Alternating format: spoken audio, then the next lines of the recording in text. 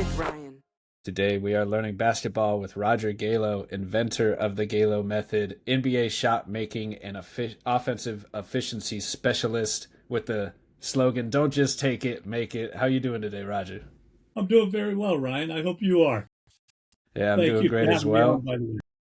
Absolutely. Thanks for taking the time today. It's funny, I was going through some notes of some past conversations, I've had over the years, and I found a conversation we had. I was looking at the notes. It was like literally 4 years ago where you reached out to me to tell me a little bit about this Galo method and just a different way of shooting and just really kind of thinking about traditional mechanics, what has worked in the past, but what could be tweaked, what could be changed, and different ways to go about it, because not every player is the same way. And if you can find mechanics that work for you, that could be a world of a difference in your game. So that really interested me. Let me pull up your website as we're talking here, but I'd love for you to just introduce to me and the listeners one more time, what is the Galo method? I appreciate that. It is a system that has been engineered with the help of a lot of people behind the scenes that come from the areas of kinesiology, biomechanics, physics, geometry, some mathematical influences that have played into this. Some of those core principles happen to lend themselves beautifully to more accurate, effective, consistent shooting. And I refer to that as shot making specifically versus shooting. As we all know, everybody's a shooter. That's why I like that. That don't just take it, make it. Everyone's willing to take them. Right, right. There's no one's afraid to take the shot. But so about tell me a little bit about the logo too, off the top. You were telling me what it means to you. You got half a basketball and also half a brain, and it definitely gets you thinking as to, like, maybe different sides of the brain is affecting your decision making as you're playing, or different things like that. Could you tell us a little bit more of what led to that? Yeah, there is obviously some data behind that in terms of the right side versus left side and vice versa.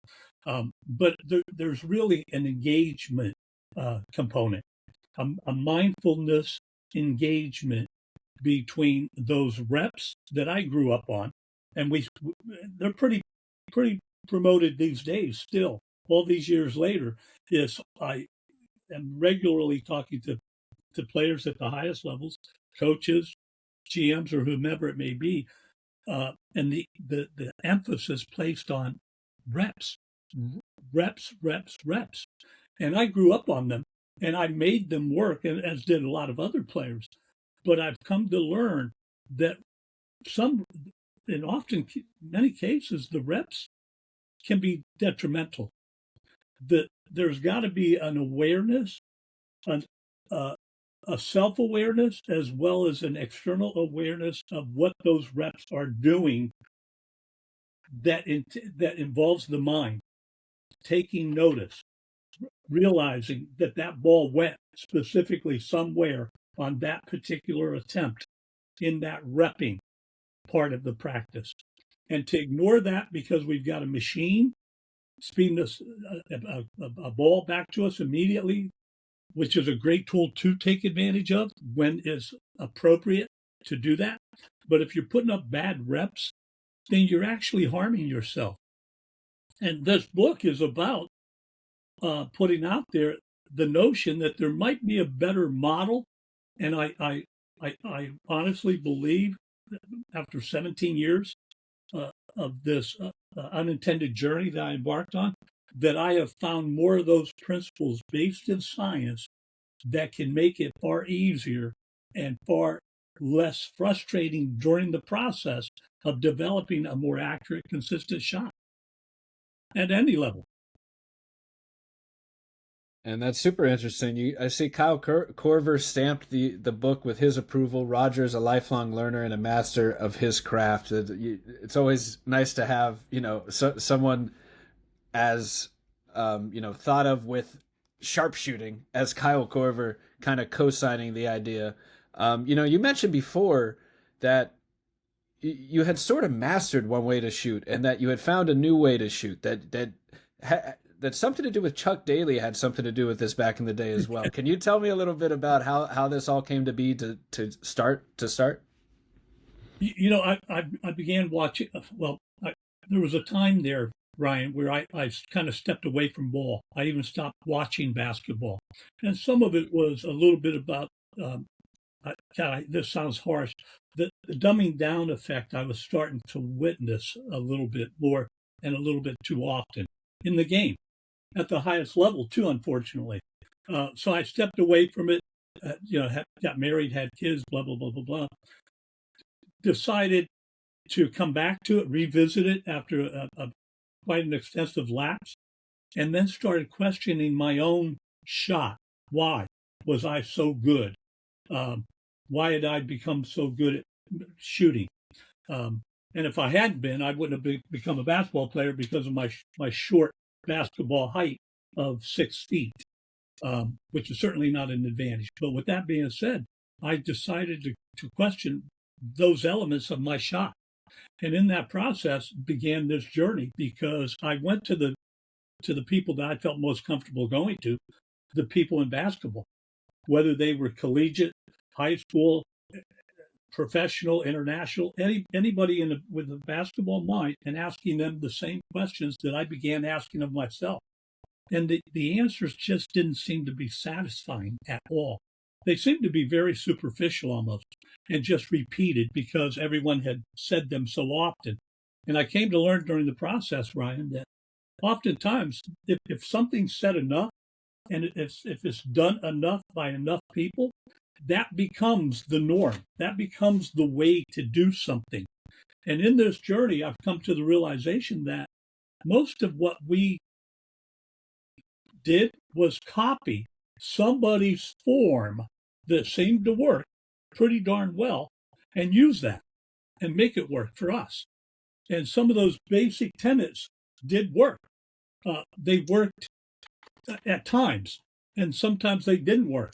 And that's why we have people that go through slumps. I went through slumps with that system. I think the slumps can almost be, if not mitigated, or if not eliminated, mitigated if there's some better tenets or elements within that shooting system, technique, form that are rooted in science, especially that are inarguable.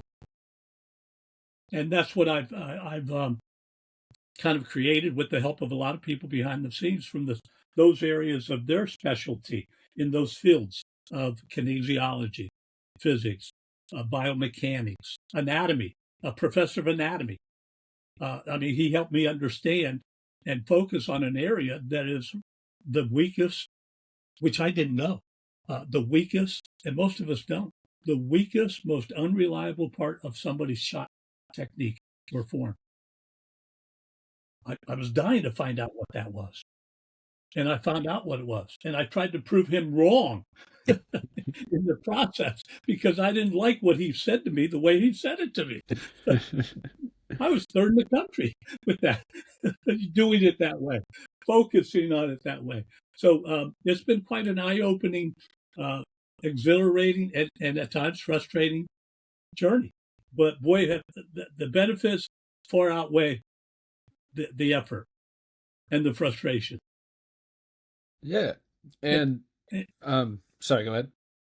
I was going to say, and what was really interesting, having conversations with somebody as elite as Kyle Korver was, that he made me realize that as good a shooter, a shot maker he wasn't as familiar with his shot as you might assume.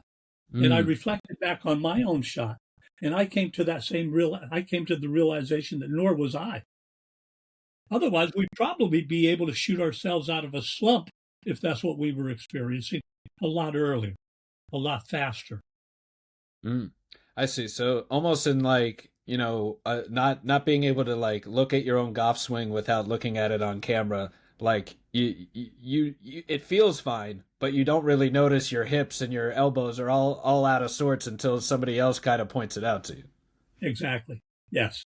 And The challenge for a good shooter or a great shooter like Kyle Korver, who went on to break Steve Kerr, another great shooter's record, is um, in the process of them constantly trying to get better or maintain a certain level of performance. I've come to another discovery, which was they inadvertently may interfere by addressing an issue that was not an issue, but was in fact maybe one of the best, strongest elements of their own movement. But they didn't know that. So it sounds like, one challenge is kind of noticing which movements and variables are helping you versus hurting you, and which ones might traditionally hurt the average shooter, but in this individual's case, it's actually where they get their power from, or where they're creating force from. Something I wanted to ask about. There was an interview with Matt Issa a few years ago you did as well, where you mentioned Lonzo Ball being an example of removing variables, Yeah. and how there are so many variables. To use the Goff extension again, just because there are some similarities, I guess.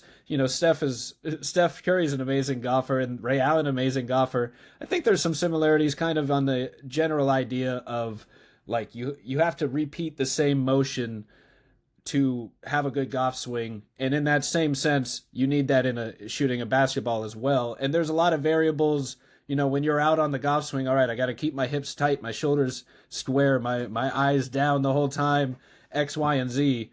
And it's kind of similar in the way you're shooting a jump shot. And I only use that metaphor because I think the average person maybe golfing has those same thoughts running through their head every time they're up to swing. Like, I got to keep X, Y, and Z variables perfect just to get this swing right. You kind of hit on, the shooters aren't necessarily thinking about all those variables all at once. They're just going through the motion of the shot that they've worked on a million times. How do you, as a shooting coach, kind of identify which variables should a shooter maybe take away, which ones are invaluable that have to be accounted for everyone, and which, just kind of deciding which variables a shooter maybe should focus on, keeping around versus maybe annexing out of their shot entirely. Well, you've just covered so much ground, and the analogy is great.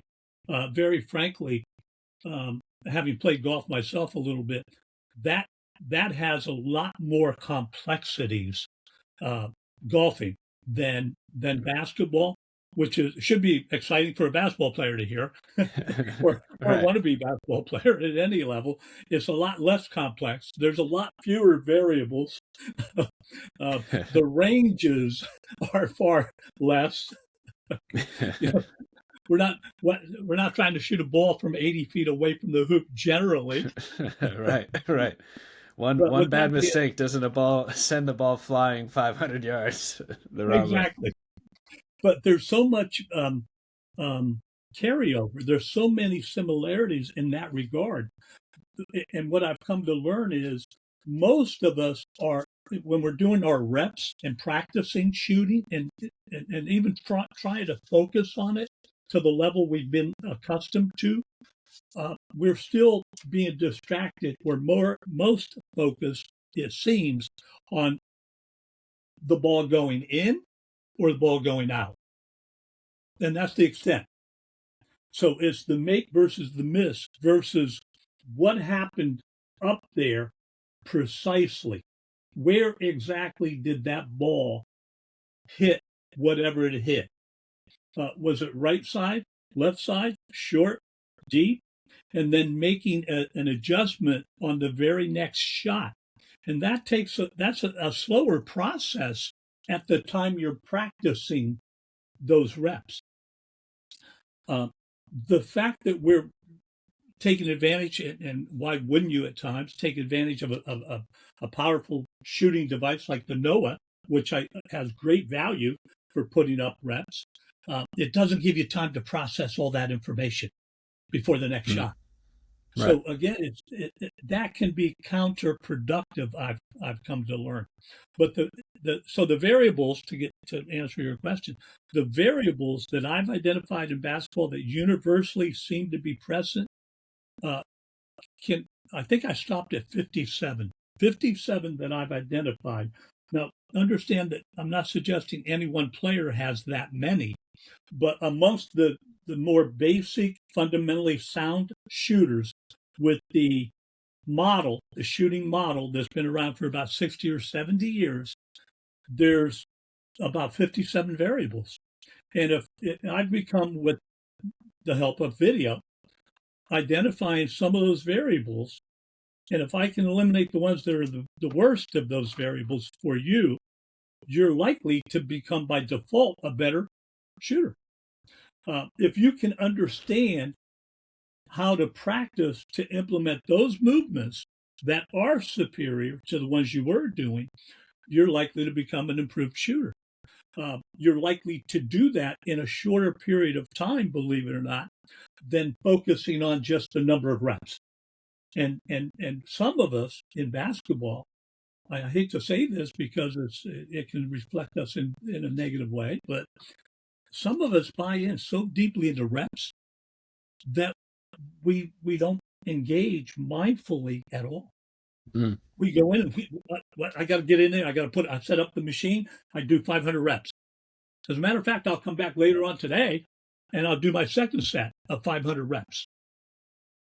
And I'm done in 20 minutes because I had the use of that machine. I'm suggesting that there might be more value in shooting 100 reps and taking an hour to do it. But doing it more mindfully, doing it with more awareness. And that's one of the reasons I was so excited about entering a partnership with NC State University. We're working on a wearable that will help identify the better movements that will enable you to become a more consistent, accurate shooter by virtue of sending an immediate, real-time signal to you before you even launch that ball, perhaps. In the process of making that movement. Now, think about how fewer reps, how much less time that could possibly afford you while gaining superior results throughout any shot attempt that you might Right. be performing on a court. Right. Yeah. I mean, a live tracker or tracking your movements like that would be, next wave of technology to really take this to another level. Quickly, could you give an example of what one of these variables may be? Maybe it was for Lonzo. Maybe you mentioned Andrew Toney when we talked before as well as another Great. example. Yes. Some example of what some of the variables might look like that maybe you're taking away or adding on or getting someone to focus. And I had one other thought on what you were saying in general is, building bad habits doesn't help necessarily either. Like practicing the wrong thing could build the wrong habits that aren't exactly reinforcing.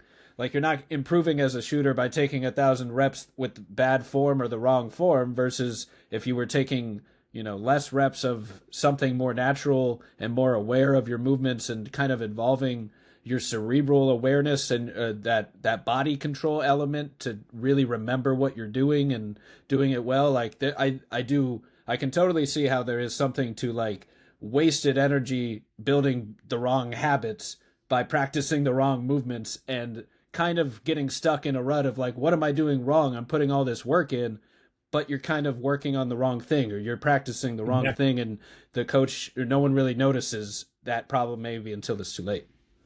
Yeah. You happen to highlight two players, one of which I can't use very much as an example, but I'll use, we won't use him because he was a long time ago. Sure. Most of your viewers won't know that. But to that point, we have a model that has us establishing balance. Very basic. I mean, you've got to have great balance. The problem with great balance in basketball terms is it's not the same. We don't define it, which is really interesting and very thought provoking. We don't define our definition as basketball players, Ryan, doesn't seem to align with in the same way that the definition that a gymnast has. Now, a gymnast on that high beam, that real thick, hard surface high beam, if their definition of balance is as skewed as our definition, there would be some serious consequences. In basketball, the consequences aren't that serious. We fall on the floor, we pick ourselves up, and we run down court, we get back into the play. That's not the same consequences or severity of consequences a gymnast would experience.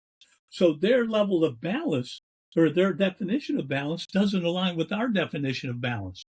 Well, which balance do you think is more superior or which balance do you think needs to be better understood? That used by a gymnast or that used by a basketball player? Right. I mean, it's the gymnast, almost the entire sport. Yeah. So what if we could incorporate that into basketball balance? And why are they different?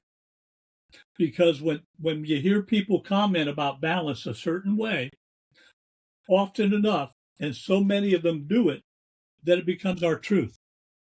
And the truth is that the balance definition should remain the same, shouldn't it? The definition of balance should be the same across any industry, any sport, any right. So those are some things that are inherently problematic in the model that we've been using as our shooting model that I grew up on, that I had apparently to some degree, according to others, mastered to some degree. I was third in the country. I was an NBA prospect, blah, blah, blah, blah, blah. To some degree, I had mastered it. So for me to begin embarking on a journey by the suggestion of those scientists saying to me, that was ill-advised, or that one of them said, well, that was stupid. You couldn't have done that. You can't do that. And it not only did it offend me a little bit, but at the same time, it had me thinking, how could he say that way, that emphatically, that confidently? And he simply responded by saying, I'm a physicist. I don't need to be a basketball player. You got it. Galo, you got it wrong. I've got it right. You got it wrong. And if you were that good, what would you have been if you did it that way? And that was, again, part of the journey, the eye-opening part of the journey. The movements are a little bit simpler. We have so many extraneous movements in basketball. You mentioned Lonzo Ball. Lonzo Ball traveled laterally with his movement, left to right. That is a huge variable filled with challenges along that traveling plane, because he could be going up and down within that lateral plane, which now means he's got vertical planes of movement during the lateral movement to get over to an area where he intentionally wants to go into a vertical movement to release the ball. And not only is the variability an issue, but the amount of time it takes to perform it that way, which gives the opponent, the defender, a lot of time to react and read and adjust and try to challenge, contest. If I, and this is what I've become very cognizant of, if I can eliminate that alone, his shot is going to improve. That alone. His shot speed will probably improve. Nope, I take that back. It will definitely improve. Right. I mean, that's a reality. That's an important thing. So I do take offense now to certain things like, and I still hear this all the time, Ryan. Well, Roger, everybody shoots differently. Yes, I do know that. And that is a problem. That is a serious problem, because we're talking about the most precision skill set in the game. Shot making, shooting, precision. A defensive stance or a box out stance is not that specific. It's not that precision based. And yet, if we have 15 people on a roster, players on a roster, and we ask them all to break down into a defensive stance, the similarities from player to player to player would be more similar than that of those same 15 players doing that same drill when asked to do a shot movement. Right. Show your form. Show your form. One dribble, pull up, show your form, don't shoot. We'd see almost 15 different ways to shoot. Yeah. And I'm suggesting very vehemently that is a problem.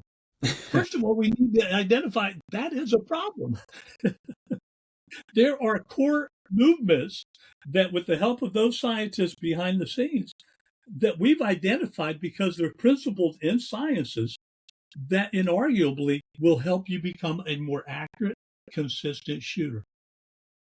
And that's what some of the book is about. It's not only a thought-provoking book, it's not a real true instructional book, Ryan, but it's highlighting that maybe the model we've been using, by the way, has not kept up with all the other advancements. Sure. And great. There's been an enormous amount of advancement around the game, around the player themselves, the way they train, except the way we shoot. That really hasn't been tampered with very much. We just accept that, well, everybody shoots differently. Yeah. And one follow-up on, say, what you learned coming up versus what message you're trying to get now. What is the biggest difference between, what we've been taught versus what we should be learning? Well, great question. And that also covers a lot of ground. I'll try to make this a little more succinct a response. Some of the discovery, some of the awareness on my own has been having been a player of having patterned my game after a great shooter, Rick Mount from Purdue University many years ago, a great ball player, great scorer by the name of Pete Maravich, and another great scorer, very maneuverable kind of scorer in a unique way, Earl the Pearl Monroe. So those three combinations help form my game. And even though I love watching a defensive juggernaut like Patrick Beverley or Ron Artest, or going way back to Clyde Frazier or those guys, I bought into some of the same axioms. Defense wins games. Defense wins championships. Right? We all know that, right? That's bullshit.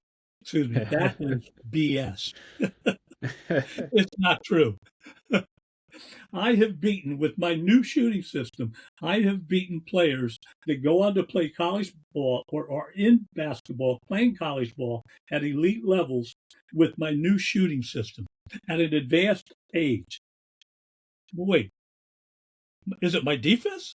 We're playing make and take. I get ball first, and I'm stopping somebody who is 6'7", 6'8", who may be the number one defender on a team like Villanova, and I'm playing them and I'm beating them.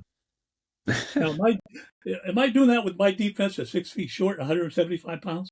Probably not. Am I out rebounding them? Wait, do I have to rebound if I'm that effective as a shooter? What rebound?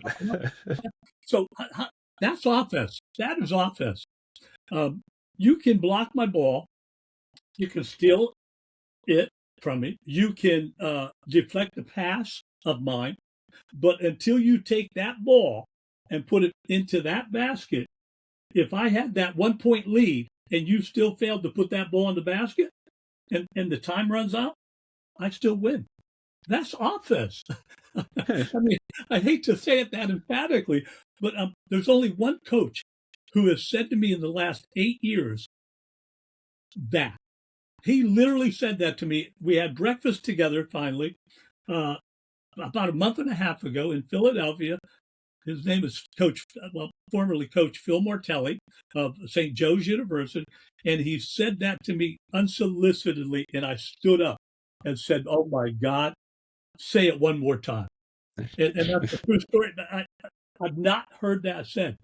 Anyway, and then, and I didn't mean to get off on this, but somebody just sent me a clip of Coach Gino Ariema talking to Coach Hurley of UConn. And in that clip, Hurley is making no apologies now, suggesting he had gotten it wrong. He had gone out and got defensive, tough-minded, hard-playing kids that were gifted athletically, quick, strong, feisty, all of that. And he's come to the realization finally that I can't make them better shooters. I can't make them make shots. I can affect the other parts of the game, but I can't affect that part. So I need to go get shooters. I need to bring in shooters. And Ariema's response to that was, yeah, I've tried it the other way. It's an impossibility. Teaching somebody how to shoot effectively has been a very difficult thing for many, many years. It has been accepted to be a very long, frustrating process. That's why the book is so exciting. And more importantly, that's why it's important for me to train eventually other trainers to do what I'm doing, to get it out there, because I think we need a new model. And I'd like to think that I put enough time to warrant that this be at least one of the model, the only model that I know that's challenging that model. We've just kind of accepted that, well, we shoot the way we shoot. This is the way we're supposed to do it. This way we've been doing it. Why not just keep doing it and expect different results? And we all know who made that famous as the word is insanity, right? Albert Einstein. Yeah, that's insane. So anyway, that movement laterally, the fact that the weakest, most unreliable part of a shooting system is one that we allow to do more movements than is required to launch a ball in a more straight-like path from your hand to the basket, that we don't recognize as being problematic to begin with. So even if we change some of these other movements, like the example with Lonzo Ball, and Fred Vinson did a great job working with him, and boy, what a transformation he's made when he was working with him. And that movement alone and speeding up the shot, and obviously making it a shot that's worthy of an NBA level of performing. So Right. the variability can be that shot. Yeah, sorry, just to comment on Lonzo's shot. I mean, that shot is like almost his whole offensive game now in a way. I was just looking at his shot diet the other day. It's all threes. Like he takes the third, I think the third most threes per game compared to anyone else. Like just against the Magic, he took 5 shot attempts. All of them were threes, and one of them was after the buzzer and didn't count. And you can definitely notice the quicker shot release, as you're saying. I mean, simply speeding up the release by getting rid of the horizontal, unnecessary movement that could probably throw off the accuracy anyway. And I think the term like shooting load, it might be involved there, like less of a load on him to just kind of catch and go straight up with it. Let me ask you about some rare shot releases compared to more traditional ones. Like the classic one is Steph Curry versus Klay Thompson, and Steph will tell you himself, the kid should be studying Klay. They shouldn't be studying me. And he says that because it's just an unorthodox shot release that he has. Someone else that comes to mind that I view someone else comes to mind as Jaren Jackson Jr., totally different player, but a big man who has a very quick shot release where it just goes from like hip over the head and it's out. And as a 7-footer, it's nearly unblockable. It makes him one of the true unicorns in this game. So what I'm thinking of now is how do you teach shooting mechanics for, let's say, different types of shots? And this might be kind of a 2-part question compared to like some of the differences between those types of shooters. But like, for example, there's at least 3 types of 3-point shots somebody could take. They could dribble and pull up. They could run around a screen on the move, or they could be sitting there, stand still in a catch and shoot. Are those all essentially, should they be using essentially the same mechanics for all of those to kind of get their shooting mechanics to translate to every situation? or is that something where they kind of have to practice different skills for each different type of shot? Well, great question. My God, you're one of the most cerebral interviewers I've ever talked with. I love that, right? I mean that. Hey, I Um, appreciate it, Raj. you're you've covered so much within a few of these questions that's almost hard to pinpoint anything without delving into other areas, because the one thing about shooting is all of those shots, there's a series of movements involved, and they're all interconnected. One movement that's at the left foot, the farthest it could possibly be from a right hand release on any size player, is affecting their shot. So to simply answer your question on those three different shots, for example, and the different types, Klay Thompson's form versus a unique Steph Curry form, which is very unique, right? Compared to the model, they should all they should probably be the same form on any of the different shots. If it is that one shot form, it's likely or logically follows that it should become more masterable. It's one form. And believe it or not, I've worked with quite a few players that have come to me only to learn, and some have been kind of aware that they think they shoot two different shots in different areas. Maybe a foul shot versus a three. Maybe a short jump shot or mid-range jump shot versus a three-point shot. Or, like I said, a foul shot versus any one of those other shots. They sense that. Well, my video captures that if that's the case. The point is, it's still easier to make one your shot. Let's make one form your shot. You mentioned the two different players, Steph and Klay. Klay has, in certain shot attempts of his, Klay actually has some of what I've discovered and engineered into this shooting system. Steph has even a more of what I've incorporated into the shot, even though it's not representative of Steph's shot. It's a little more representative of Klay's shot, but there's some elements of Steph in it. So, and I could say that about KD. KD has an element that I've incorporated or engineered into this shooting model, the Galo shot making method.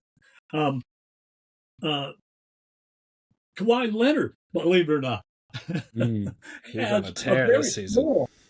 A very small part of what he does that's incorporated in this shot. Now, what if all of those components came in and was being utilized by one player? Well, you'd like to think logically it would follow that they'd probably become a pretty damn good shooter to have the best of each of them. And that's kind of what is most exciting about what I've engineered with the help of those people behind the scenes. Now, you're asking me to answer part of your question, but I need you to understand, I disagree with and don't accept that a Duncan Robinson can become so effective off of a catch and shoot three and yet become so ineffective off of a dribble. And there was a period of time. On that thought, Chris Paul, very similar quote, and that it sticks with me, where he says, I have practiced off screen, like a JJ Redick style, running around the screen, catch and shoot. I practiced that, and I just can't hit it for the life of me. But when he's off the dribble, he's always going to pull up for that mini pull up like it's nothing. And that makes me think of kind of where the inertia is coming from their shot, where like when Chris Paul is running off the dribble in rhythm, he kind of gets that power from the pull up versus it's almost like he's still a catch and shoot threat, but it's when he's on the move, he just can't time it right. So it's interesting, I guess. Maybe it's in the players' heads a little bit too, where they think of themselves a certain way, or what are your thoughts on that? I cut you off a little bit. No, that's fine. And I think you're onto something there. And some of it is in the head, but some of it's in the head in terms of it being more of an unawareness, a disengagement factor, meaning, um, and I use JJ, whom I gained great respect for over his pro day playing um, part. Um, JJ practiced doing his movement, which had more variability than he might want to ever acknowledge. That if he addressed one of the biggest that I've identified being the rotation that he created in coming off of a screen at the speed at which he did it, that rotation, that turning, twisting, however way you want to refer to it, that his shooting percentage, accuracy, and consistency would have gone up significantly. I actually got in front of him one time and suggested that to him as I handed him my card and started walking away. And he looked at me like in bewilderment, and I get that. But he had the podcast at the time, and I think very cerebral. I think we could agree on that, JJ. Oh, yeah. And being a shooter, it would be exciting and interesting. And even if I'm wrong, oftentimes like a missed shot, I learn more from a missed shot than I learn from my mates. Yeah. What, That's fair. You can find a rhythm that way when you're out there. So these guys like Chris, they're getting into the gym and they're going into a numb-minding routine generally. And if you've got a machine or a feeder and you're just doing, okay, we're going to make 10. We're going to make 10. We're going to go to the next, make 10. We're going to make, but you're not really necessarily processing, critically thinking about what is it that's making me, what about that day I come in and the drill I did yesterday, I did so well at, and today I'm not knocking them down. Wait, Right. we're talking about elite shooters that experience. I was one of them. You go from one game to another. Wait, the other night I scored 50 points. The next game, I can't make a shot. Is that a mental thing? I forgot what. No, that's probably not a mental thing. That's probably a mechanics thing, believe it or not, which raises this issue. Somebody asked me this, how much of this mental thing do you think really plays a part in what you do? I've had guys come to me, I've had players themselves admit they think it's a mental thing. I've had agents, I've had parents, I've had coaches say we think it's a mental thing. And I got to tell you, in at least 85% of the cases I've worked with in the last 10 or 12 years, that issue, that conjecture turned out to be resolved during the process that he was going through with me. And that's all mechanics. Now I'm getting them more engaged, but the mechanics are becoming so simplified, so economical, so repeatable, intuitive. Thank you, one of my assistants behind the scenes. So intuitive anatomically that they're repeatable, even under duress. And duress is what you're describing. Why can't I do it off of a dribble? Why can't I do it on the left side of the court, the left third of the court, versus the right side of the court? And I'm sure you're aware of how many players shoot a real high percentage from the right wing, but they can't shoot over. The play's not even run over on the left wing in the same area, the same angle, the same distance, because they can't shoot that. Well, what is that all about? Well, that's a norm. That's just the way it is. We've got to accept that. And Galo is suggesting, Ryan, that's really connected to that balance thing we talked about minutes ago. Maybe the balance that we think we've got going on in our own shot really isn't as balanced as we think. But because we're putting reps up, and today I had a great shooting day, it's not an issue. It's not a problematic area for me to address. But it could really be. So, yeah. I'm sorry, but I honestly believe you should be almost equally as effective shooting off of a dribble or shooting off of a catch and shoot. I also, to your other point of this that you raised, and this was a great, in the book, I highlight players that are the type of player that are predisposed to becoming the most prolific, accurate, consistent 3-point shooters in the game. And you just referenced one of them. And the way you referenced it suggested, I think you even threw out his height, maybe. Maybe you didn't. But I'd like to ask you, how tall was that tall player that you just referenced? Jaren Jackson, if he's not 7-footer, I think he's listed at 6'11", or 6'10" or something. But he's a 7-footer in my book.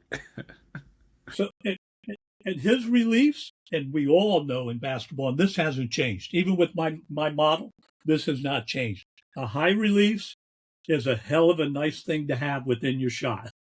Oh, man, I mean, it makes Kevin Durant, Wembanyama, unguardable. Even Kawhi to that degree. Just their shot is unguardable in that sense.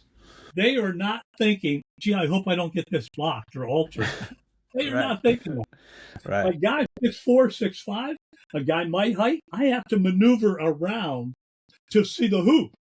So what am I leading to? What about their eyesight? Is it unobstructed, most of those attempts, or is it obstructed from out there? Probably unobstructed. Yeah, at that point. And those are two big parts of a shot. Being able to see the target and being able to feel like nobody's getting to this before I release it. And their release in that area, when you're that tall, 6'11", 7 feet, and I've measured this on some players, you're up around 9.5 feet release before you jump. Right. Wow. You're shooting down like it's a mini hoop at that point.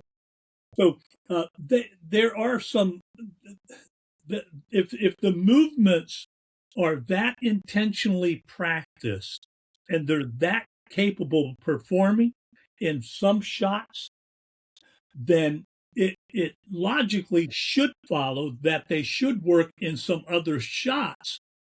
But it also suggests that if it's not, there's probably something else working against it.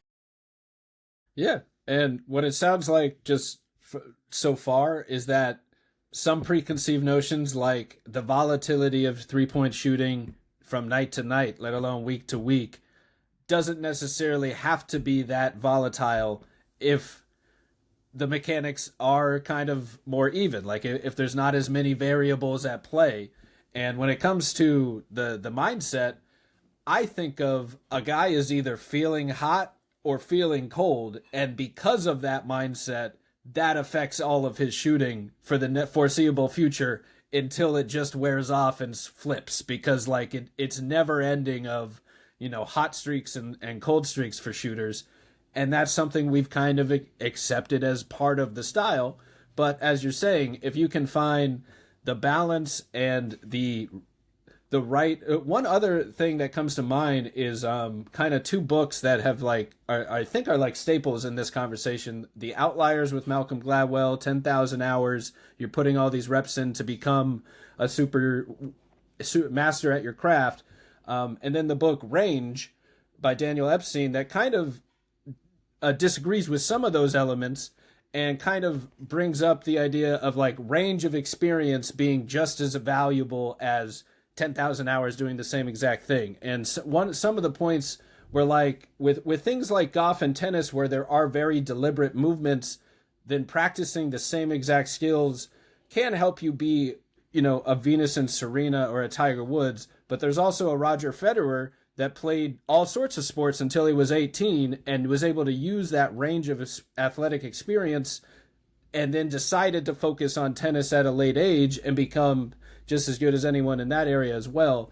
So I'm not exactly sure how it correlates, but it just kind of sounds familiar to the idea of like being more conscious in what you're practicing and making sure that you're practicing the skills that translate to everything and maybe not over practicing one skill set that you think is the right thing, but it's not. And I guess, part of the struggle is knowing what are the right habits to practice versus what am I practicing that's actually detrimental to my own game at the moment. And one last thought here was two other things, notes I had from our conversation is the corner three in general. Is that Now, it should be the most efficient shot for a lot of reasons. Is that as we've answered this already? Is that a different skill necessarily? That standstill corner three versus everything else, or kind of what we're saying? It sounds like you kind of answered that one already. Where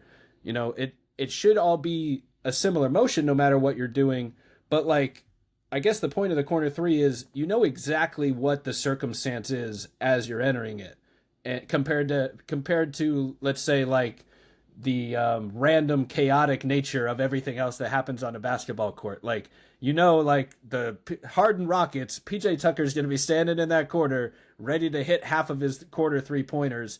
He's not going to shoot any other three, but he's going to make half of those. And that was an offensive skill set that allowed him to stay on the floor with his elite defense. Like he did find a way to round out one skill that filled a role for that offense, even if it was a little limited. It still provided value, and it's one of the most efficient shots in basketball. So can you talk a little bit about just the corner three maybe compared to everything else? Well, I'd like to thank you for going there. I love it. I love it for this reason. In the last 8 or 9 years, I've had the occasion to ask the NBA people that know all about that, how much they value it. It's the most coveted 3-point shot in the game. They work, they draw plays, they have guys planted there that they rely on to knock that shot down. And I've asked them why. And invariably the response is, and now I think even at the collegiate level and maybe not the high school level, the response is it's the shortest three. Well, that I've come to learn. Here's my hypothesis. That has nothing to do with it. Absolutely nothing. There's no regulating device, and this is my hypothesis, but I like this one a lot. Obviously, I'm biased. I like it. But you just highlighted a few elements that lend themselves to why it should be the most accurate three. It comes down to more variables. Well, there seems to be less variability there. Why? Because that player, if he's in the right corner, he can't step rightward. He's out of bounds. Oh, well, he could step back. Nope. He's out of bounds. Well, he could step forward. Nope. He's taking a long, stupid 2. Okay. So we've just eliminated a lot of footwork, a lot of maneuverability, a lot of spinning, turning. How many different ways can that ball be delivered to that guy in that corner? We almost know exactly, if you study the film, you'll know exactly how they like to deliver that ball to that player there. You're limited. They don't talk about that, how limiting. By the way, doesn't everybody know how coveted that shot is in the NBA? So aren't they trying to take it away from you? Right.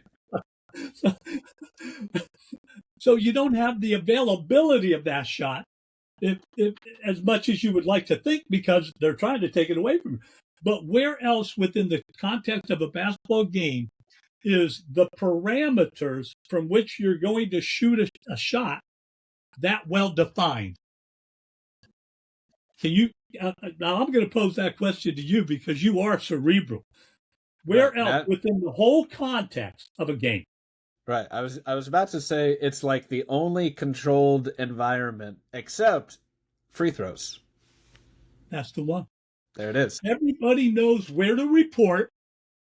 I was with David Roddy at Houston for a brief time. I go, he's shooting his corner threes and I'm filming him. I went down with the video camera because on the floor, they've got it boxed in. They've got it boxed in. I mean, you know exactly where you should be practicing. If I come in and I'm the coach and I see you 5 feet away from that area and we boxed it, we marked it for you, you're probably going to hear me say something. The foul line is where we know where to report. The distance has already been established. It hasn't moved in the whole, 80, 90, 100. I don't think it's ever moved.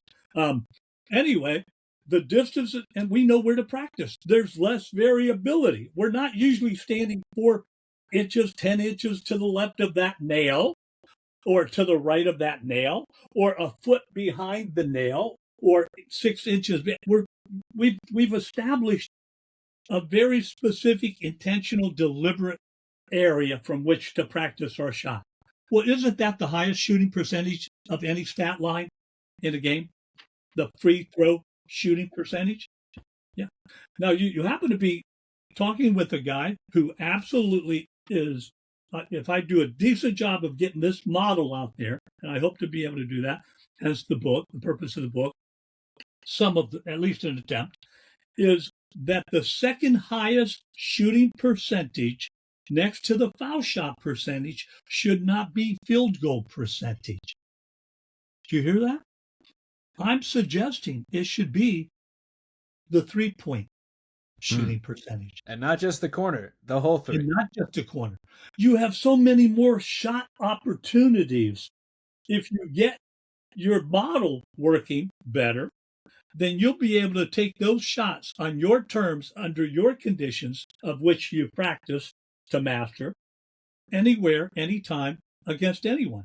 If your speed of shot can be sped up, and there are better ways of speeding up somebody's shot other than just the way Lonzo did it.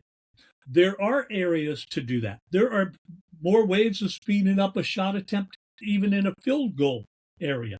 But the field goal area commands more cognitive decision-making elements.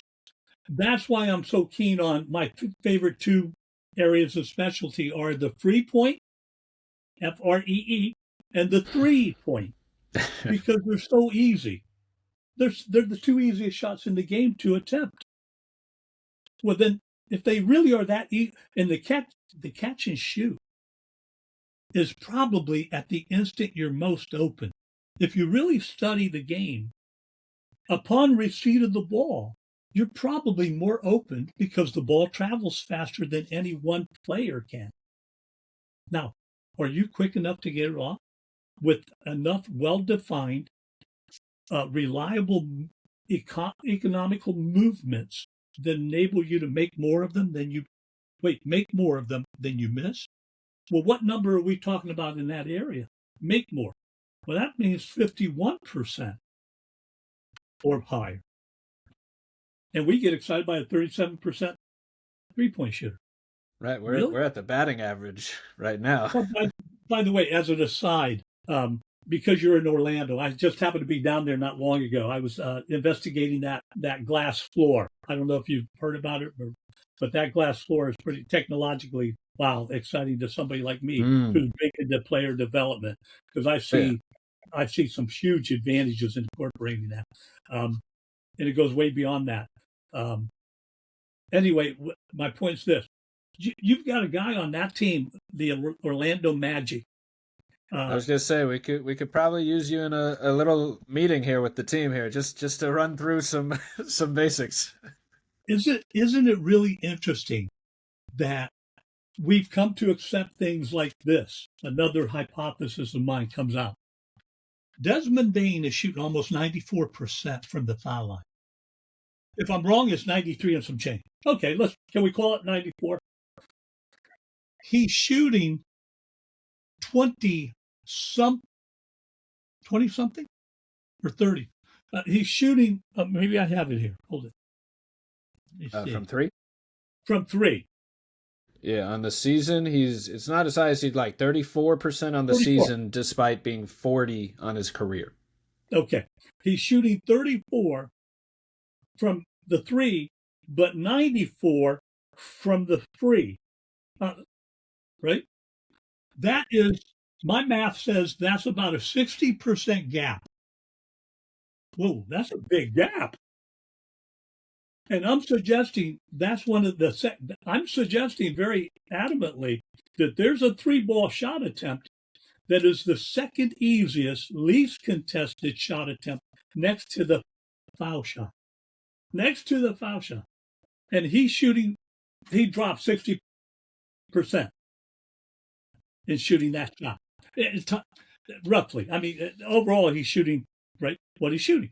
With that being said, aren't there players on that squad that have a 30% gap between their foul shot and their 3-ball shot? 40% They're gap. probably, yeah. I don't know off the top Yeah, of my head, but there should be. Most of them are 70 or 80 and around 40, I guess, or mid 30s. There's definitely some guys that come to mind of like, that could maybe speed up their shot release in a sense. And I think one, just my own opinion, would be simply them targeting more open threes for a guy like Bane. Like the team runs a lot of handoffs and downhill drives where he's also effective, but yes. maybe just like maybe there would be some inverted gravity just by like target a three for Bane first and see if you can get that because he's just a monster shooter. And same with Suggs and Black, and maybe work downhill off of those targets was something I've kind of been toying around with, just what the team could try differently, because the threes have been an issue for the team the whole year. And I think the Magic fans will tell you, well, like a lot of teams, like teaching a prospect to shoot that isn't a shooter is a tall task, and there's not many success stories there. And I'm someone that thinks there are like developable ball skills. If you see a player show certain traits, enough flashes that are happen enough times, that you can kind of make the bet that it's developable. But like there's a difference between realistic development and just plain old potential blank hoping that magic happens. Like there's a bit, like those words are used the same, but there's a huge difference between like a 7-footer that has flashed good ball skills, that has flashed some shooting touch, and a guy that just has never shot out there at all, but you see him do it in practice once and like maybe one day. Like there's just a huge difference, I think, between the flash in the pan and realistic development. Just on what you were saying before. And I wanted to ask one last. I know we're hitting the time crunch here. One last thought was, how does improving some other things like passing or your relocation, your off ball movement, all the things that kind of get you open, how does that kind of factor into play into a shooter's development?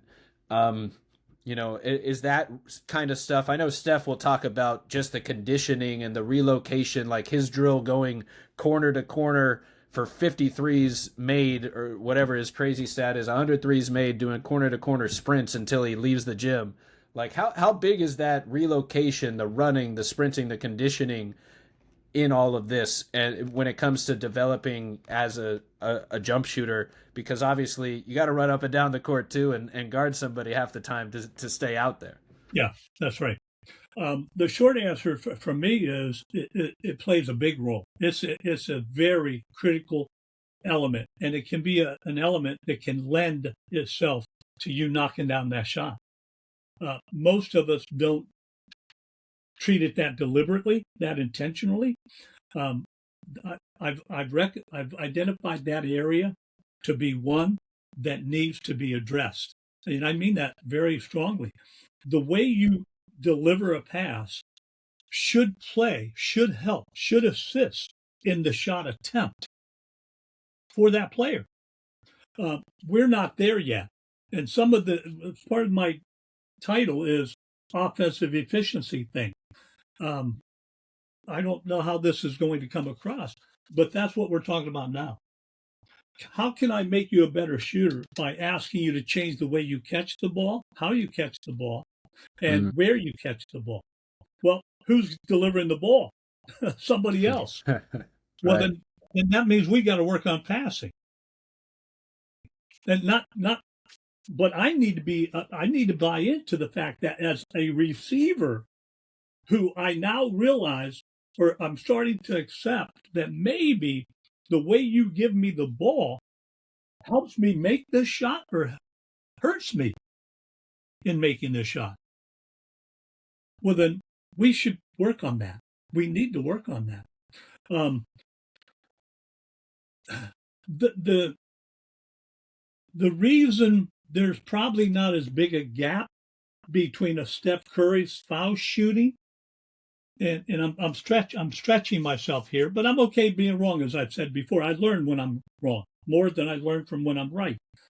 With that being said, going back to the Desmond Bane situation for Yeah. a second, if I may. Yeah, that was my next follow up. Was please fix the magic for me. Sight unseen, meaning me not videotaping him, and I take 360 degrees of video, every angle.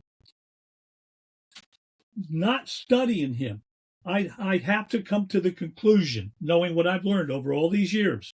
And when I say all these years, I don't mean the 17-year journey. I mean from the day I was in Indiana taking my first shot at 10 years old, that I've been working on my shot ever since. That's a long time.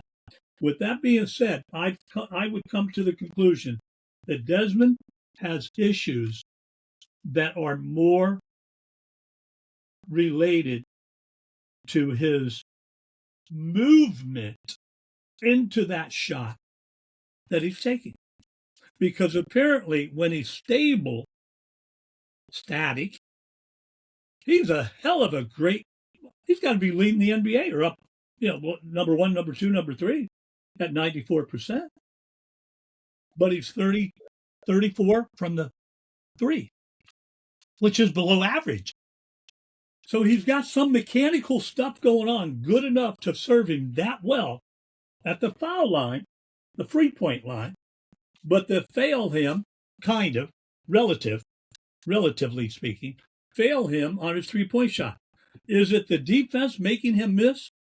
Is he taking bad shots? You would know the answer to that. Does he take bad shots? No, I'd say if anything, he's could be more aggressive in taking bad shots. So no, I'd say no. Only, and I say that only because this particular half court offense seems like it could really use like a quick trigger version of Bane that gets up 9 or 10 threes a game instead of like the savvy point guard version of Bane, like setting up his teammates, picking his moments, getting up 5 threes a game. And to your point, much better on not what I thought, but where he shines is playing off of Paulo. His when Banchero is driving and kicking, his numbers are like absurd, like 45 or 50% from three this season. Okay. And otherwise, a little less than he would want for sure. Definitely considering just the numbers he was putting up before, but definitely a lot of factors at play. But that's interesting. That you think without looking too much into it, it could be something to do with his movements and maybe not replicating through every shot type, kind of as we've hit on before. That's right, and some of it could be based or obviously connected to the way he's practicing. You described how Steph is practicing that corner three. Now, I'm going to throw this out there at the risk of almost embarrassing myself. I'm going to be very transparent. If I practiced 100, if I trained the way you just described him training to wait, forget the train. The guy can knock down 100 threes in a row in the corner, occasionally. Okay, so on a bad day, what's he knocking down? Probably 90 something. Right. Fair? Right. Yeah. Okay.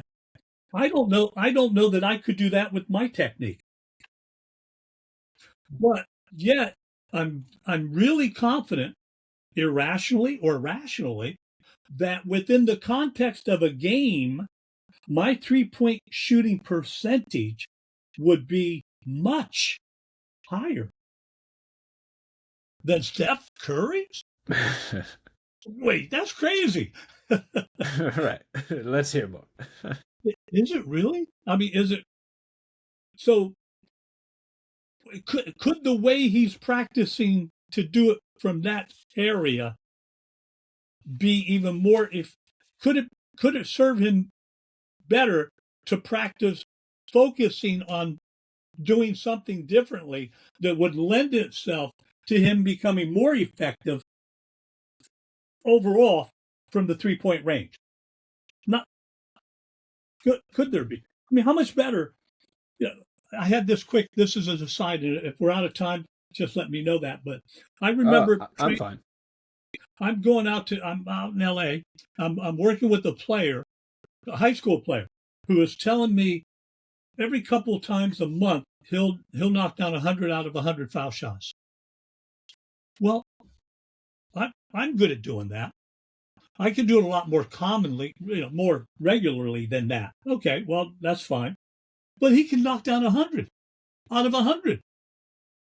How much better can you get? You can't. But this is a player who shoots 62% from the foul line during the season, Brian. Mm. Now, wait a second. Something's not adding During up. the season, during my season today, as opposed to my 77% college season at the foul line, I would be very, very disturbed if I weren't 94, 95, 96, 97 during the season. What's going on between his game? Is it mental? And we talked about that, obviously, with him. Or is it the way he's practicing his foul shooting? I came to two conclusions, one of which I'm sure he didn't like. And I because he told me he's working with a shooting coach. I don't need to know who it is. I don't want to know who it is. How long? 4 years. Here's my simple suggestion. Your dad's not going to like this, I'm sure. You're probably not going to like this. You need to find a different shooting coach. We're talking about a foul shot, the simplest one. And he's been with you that long and he's not addressing that. That's an issue. 62%. And this kid's a guard. He's not a 7-foot kid. With that being said, so I got into how are you practicing it? Now I'm coming to another conclusion. Maybe you don't need to fire that shooting coach, but maybe you could have a more intelligent conversation with him about how he should train you differently than the way he's been training you to shoot foul shots. Because can we agree? And we did. Can we agree that the way he's been doing it with you so far doesn't seem to be working? Yes, we could agree on that. Then and I gave him a suggestion to carry back to his shooting coach. Try practicing foul shooting. So I gave them an alternative way to practice foul shooting. I didn't need to change his mechanics. Not from the foul line. He became a better foul shooter in game. And yeah, why wouldn't he? Because we changed the way. So the way you're training, again, we could go back to the Chris Paul example. We could go back to the Steph Curry example. We could go back to any example of somebody who off of a catch and shoot shoots so hot and then off of a dribble or vice versa. Is it some of what's at work is the way you're training?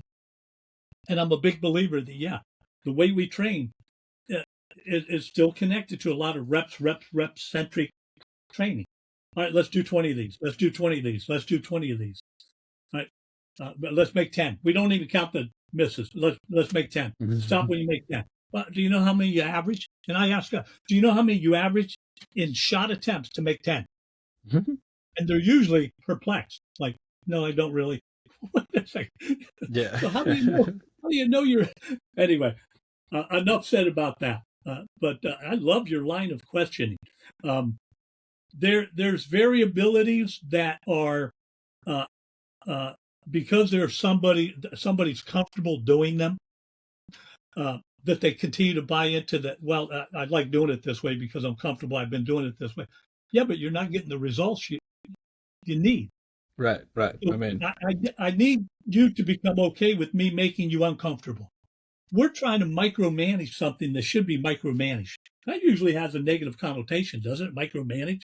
Yeah, usually. But we should embrace that if we're working on your shot. The first thing I'm going to do with let's say a Desmond. Desmond, I can't say. Well, Desmond, I can't say this. Desmond, are you okay with me making you miss shots that right now you're comfortable making? Because you're going to go through that. If you're really changing your shot, any part of it, you're probably going to. Now, that might be a two-day thing. It might be. It might be a month-long thing. I don't know that because I don't know how anybody processes until I start working with them. But that could be more what's going on between the ears than the reality. This can happen very, very quickly at times. I've witnessed that too many times to not be able to say that to Brian. But the fact is, I'm changing your shooting, the most precision skill set of the game. You're probably going to miss some things in the process of you developing, because if you're all happy and everything's going too smoothly, I become concerned. You're probably not changing anything. You can tell me you are, but if I'm not there watching the videotaping, I find it hard to believe that I'm not disrupting you a little bit. I want you Yeah, to be disrupted if I'm changing your shot. I don't want it to affect your game, so I'll do that with all those considerations. But I need you to become uncomfortable to become better. And aren't we always asking that of any player that we're coaching, even as in anything? We're trying to get you uncomfortable to grow. Don't we grow out of that discomfort? Anyway, yeah. enough said about that. I'm sorry. Yeah, no, that adversity and one step back to take two step forward, and like if you're affecting like an integral part of how you score in every other way, then there probably will be some adjusted time period.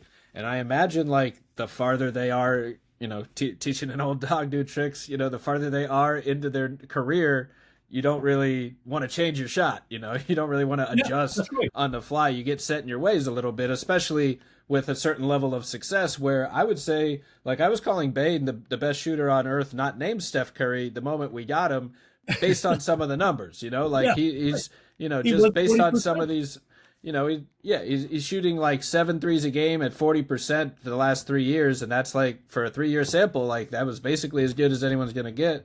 So like, not that he's set in his ways, but it's a totally new system here and a totally new environment, new role. So it is interesting to kind of think about, I'm sure he's the type of guy that just wants to win based on his mentality. So I'm sure if someone came to him and said, long term, we can make you a better shooter, getting up more threes more consistently and making more just by doing it this way, it might take a few weeks to adjust, and your numbers will reflect it. He seems like the kind of player that would do it in a heartbeat, but not every player is built that way mentally, and they're looking out for their own. And there is a lot of individual goals, and understandably for where the That's right. industry is, like it's an individual based sport that still builds team camaraderie at the biggest level. But you got to look out for yourself too, and in this sport as well, so that it's a give and take of like sacrificing for the team, sacrificing a little bit of production, but maybe long term everyone else kind of is better for it. And that That's right. is kind of what the type of sacrifice you make for team improvement, to win for your team, and just to continue to improve, because like you're saying, like it takes adversity and to kind of learn what's wrong and fix it, and being mentally aware of all those things as you're doing it. One last player before we get out of here, I forgot to mention, you got to work with Darius Adams, one of the top young prospects in the game. Could you tell me a little bit about working with him, and what you like about his game, and what you got to work on with him? The most impressive part of Darius, other than his talent, is his persona. He's just got a great attitude. When you have somebody like that, somebody who wants to get better, who uh, is that motivated, there's some good parenting involved too, of course. With that being said, we worked with some we worked within the confines of some very difficult periods of time. I would work with them for a couple of sessions and then not see him for a long period of time. Well, during that gap, um, nobody knows other than, well, he doesn't even know what's going on, good or bad, usually, depending on where we are within the process. Um, I typically will ask somebody to send me video. Sometimes their schedules don't even permit them to do that. He was on La Lumiere at the time when I started with him. God, that was over a year ago. So the next time I saw him was a year later, and now he's at Maryland, and he's struggling as he should be. No, that in all fairness, He's a freshman. It's tough. I'm changing his shot.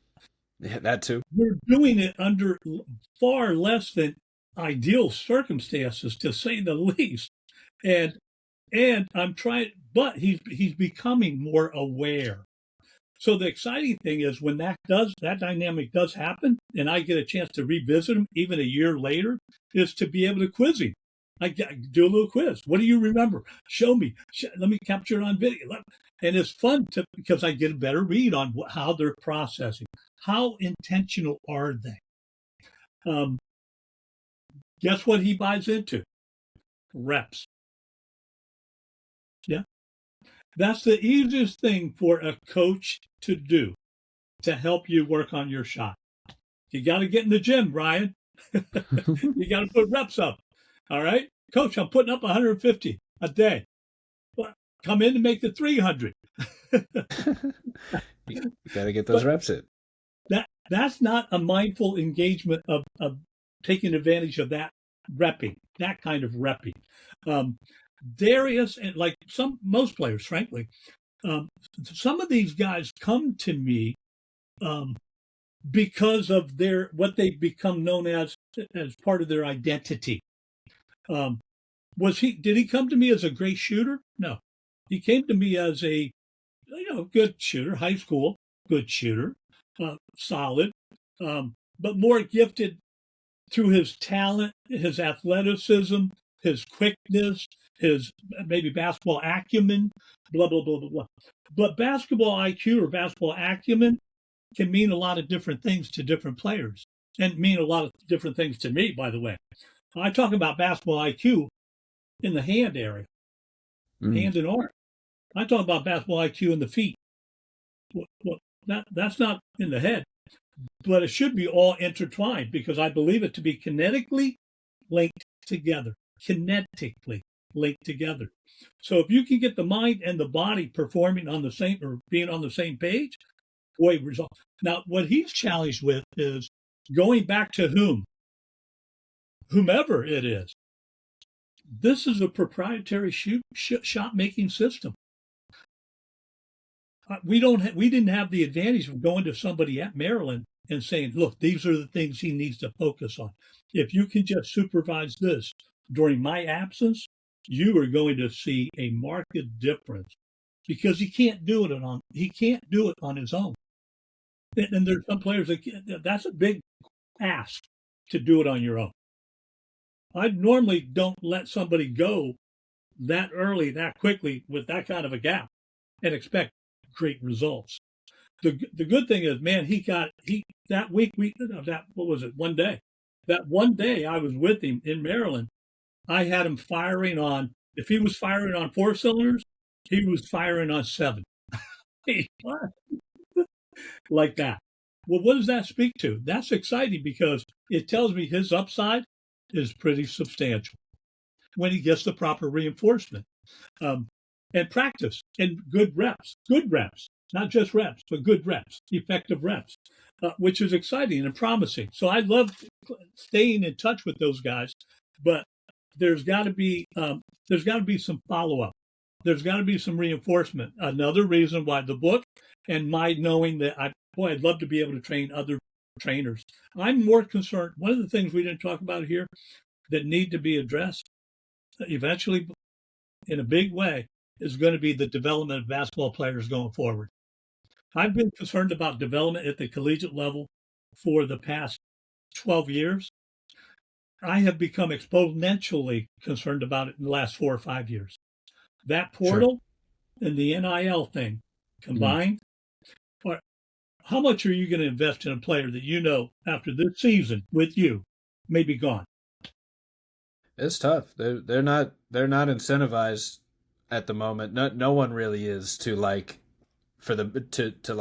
help the best long-term development of the player and the program. Like everything is very short-term based the way the system is kind of set up, and it's a lot of like if things aren't going your way, instead of fighting through the adversity and learning from it, you just run away and try somewhere else. So you kind of miss out on a lot of the struggle that we've talked about that is kind of part of the process, the growing pains, as you said. And I did get to see Darius Adams. It sounds like before you got to work with him, and kind of like these are my clips from the 2024 NBPA Top 100 camp.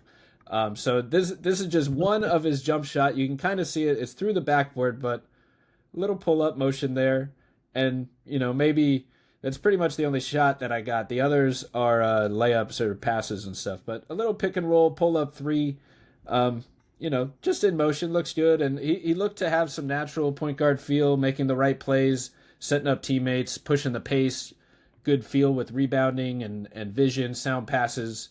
Gets a little breakaway there, and splashy shooter, crafty handles when I caught him, and running pick and roll. And now he's up for Maryland. He had a 5 for 7 3-point game at Maryland this season as well. So shout out to him up there. Getting really putting it up from downtown. So just wanted to shout him out because he's one of the top prospects around the country. And I know you got to work with him in the past and are still working with him. And it totally understandable that it's hard to kind of, I guess, find people you can trust to kind of be on the same wavelength of that just kind of goals and what everyone is actually after. Like, is there someone on your staff interested in spending time doing these drills to develop this player? And in theory, there should be, but is there enough funding and staff going around where these guys are out there where you can actually, trust and not just trust, but just kind of believe that everyone's going to show up and do their part when there's just only so many resources to go around that,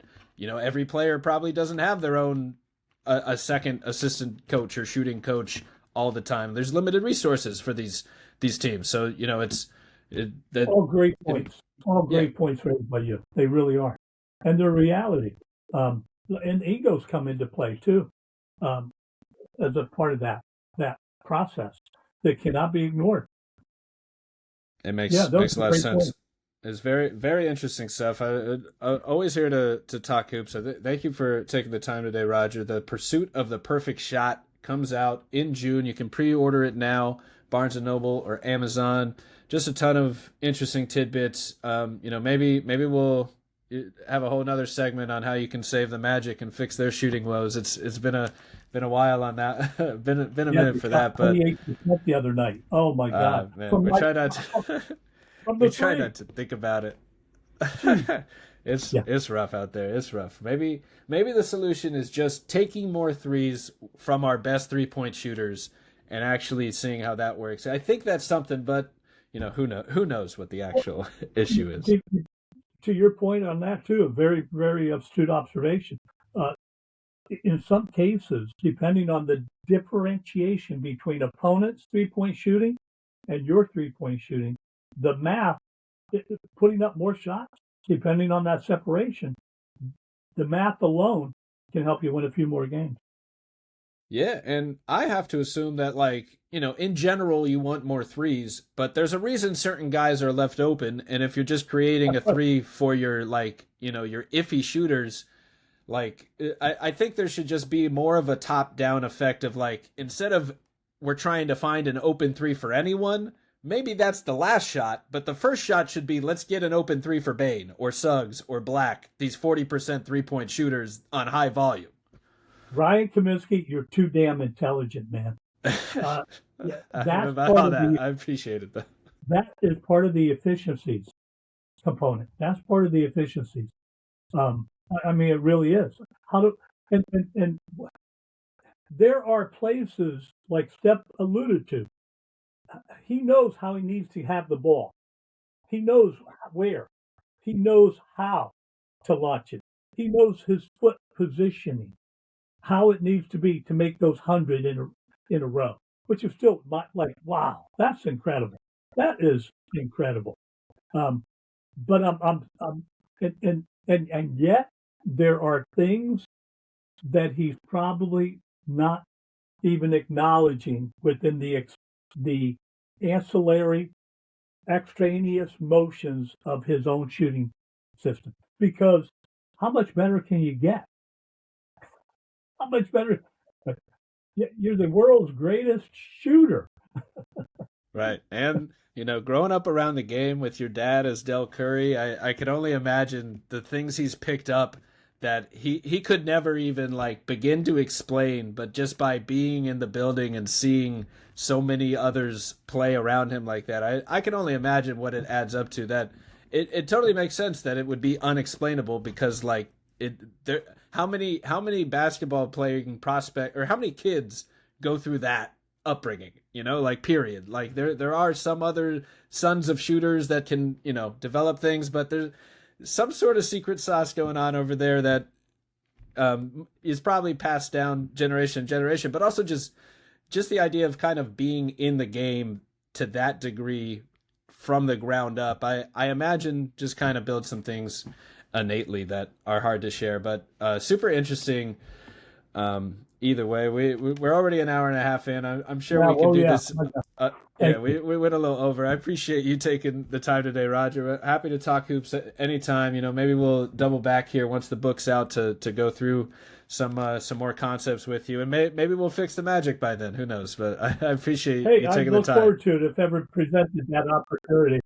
Yeah, and look, feel free to cut this down any way you need. I know I gave verbose responses, and you're probably pretty good at editing that stuff if necessary. By all means. I'll come up with a clip or two for social media for us. Yeah, this was a lot of fun. I learned a lot. I appreciate you taking the time, and hopefully, the listeners get to learn a little something too, and definitely, should check out the book, learn a little bit more about just all the different facets that go into shooting that, a lot of people think is as easy as one motion when there's a whole lot of variables going on. Sure. And thank you. I've appreciated your line of questioning. Thank you so much again. I appreciate you, man. Keep doing it. You got some good stuff going on. Hey, man, I really appreciate the support and the kind words. Way too kind. Check out The Pursuit of the Perfect Shot, coming out in June by Roger Galo. Thanks a ton, Roger, for sharing your basketball wisdom with us today. Have a good one. Good day.